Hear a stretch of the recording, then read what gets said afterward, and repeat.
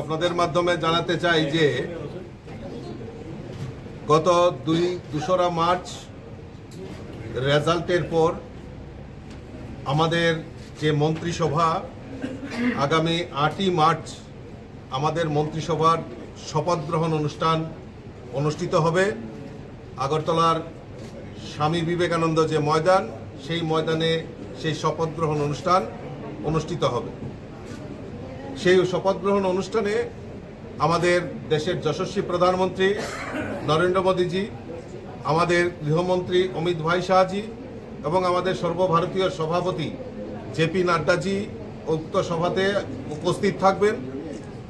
তারই প্রস্তুতি হিসাবে আমরা আজকে, যেহেতু এটা সরকারি অনুষ্ঠান হবে, কিন্তু আমাদের যারা প্রার্থী হয়েছেন এবং আমাদের মণ্ডল এবং সংগঠন যারা রয়েছেন, বিধায়ক বিধায়িকারা যারা নির্বাচিত হয়েছেন, সকলকে নিয়ে আমরা তার একটা প্রস্তুতি বৈঠকের জন্য আজকে সকলকে আমন্ত্রণ করেছি। এখানে উপস্থিত রয়েছেন আমাদের মাননীয় মুখ্যমন্ত্রী প্রফেসর ডক্টর মানিক সাহা মহোদয়, উপস্থিত রয়েছেন কেন্দ্রীয় মন্ত্রী প্রতিমা ভৌমিক এবং আমাদের মাননীয় নর্থ ইস্টের যিনি কোঅর্ডিনেটর, আমাদের সবার প্রিয় আমাদের সম্বিত পাত্রাজি এবং সমস্ত সংগঠনের সমস্ত স্তরের নেতৃত্বরা এখানে উপস্থিত রয়েছেন।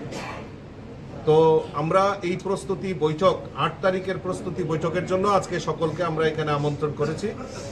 তো এই বিশেষ বৈঠক আমরা শুধু প্রস্তুতির জন্য ডেকেছি।